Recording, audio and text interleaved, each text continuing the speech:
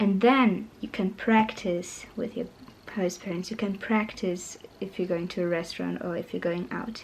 Then you can practice what you learned in the language schools.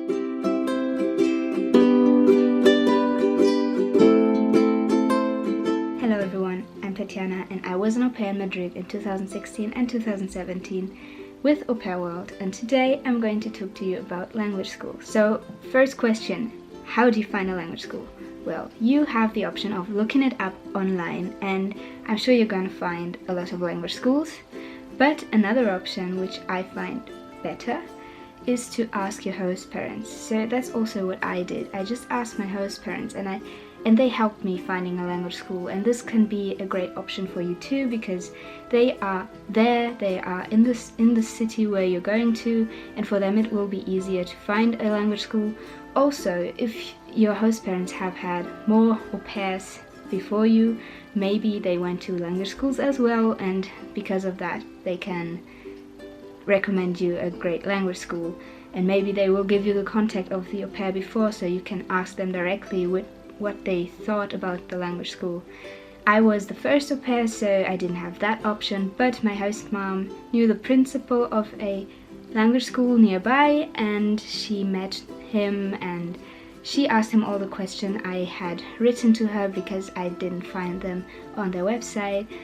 And yeah, so in any case, whether you're going to a small town or to a major city, you should really ask your host parents for help with finding a language school. Then there's the question of when to look for it or when to book it, and I would say that depends on what you're comfortable with.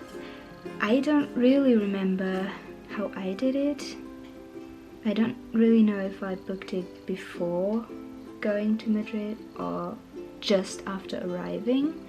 I know that like on my second day I already had my first lesson in the language school, but I can't remember if I only booked it the day before or if I booked it from Germany.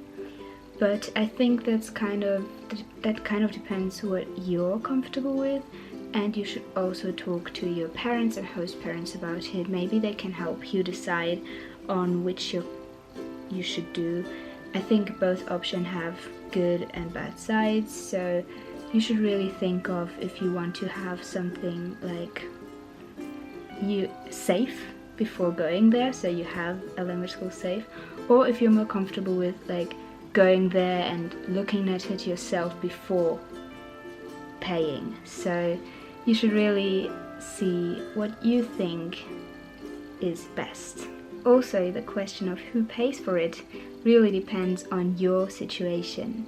So if you can pay for it yourself, or if your parents or someone of your family can help you or even pays everything of it, you really have to talk to your family about it and see what you come up with. I was lucky because my grandparents paid for it. It was a present for graduation, so as a present I got like to be in a language school and that they paid for it. But it really depends on your personal situation, so I can't really advise you on that, but you should really talk to your parents and to your family about it.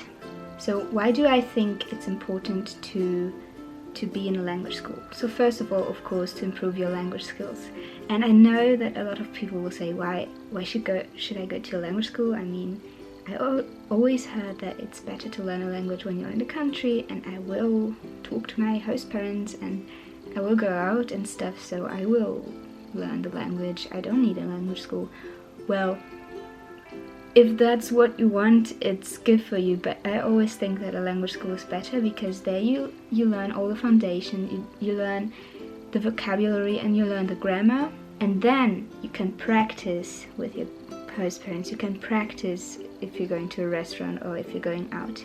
Then you can practice what you learned in the language school. So I think that's a great reason to go to a language school. Another one is maybe they're going to do cultural visits or trips, and then you can join, and also you're going to meet a lot of new people and maybe make friends. For me, the most important aspect was of course the language, and also my language school, they organized cultural visits every week, and sometimes even cultural classes where all the classes come together and have a joint class about something cultural.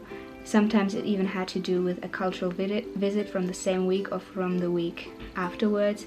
So this was a great opportunity, and also most of the friends I met during my au pair time I met through the language school, only some of them through Facebook, but most of them really through the language school.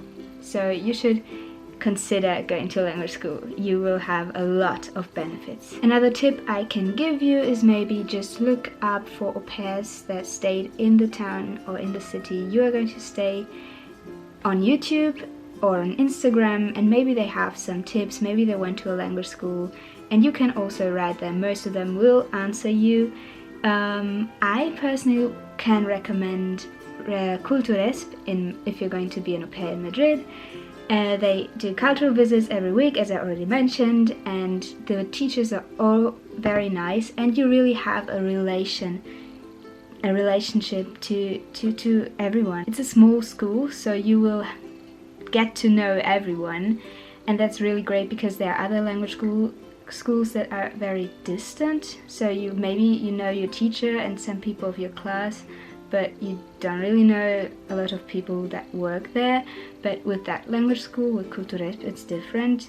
I still have contact to some of the teachers, and it's really great. So if you're coming to Madrid, you should definitely go to Culturesp, or at least look at it. Maybe you don't like it, but 90% of the people, or 95% of the people, are au pairs, so that's also an advantage. Yeah. But if you're going to another city, just look up for au pairs that went to that city as an au pair, and they will gladly help you, I think. So yeah, thank you for watching the video. Please follow the AuPairWorld YouTube channel and follow them on Instagram for more updates. I am Tati, and you can find me on YouTube as well.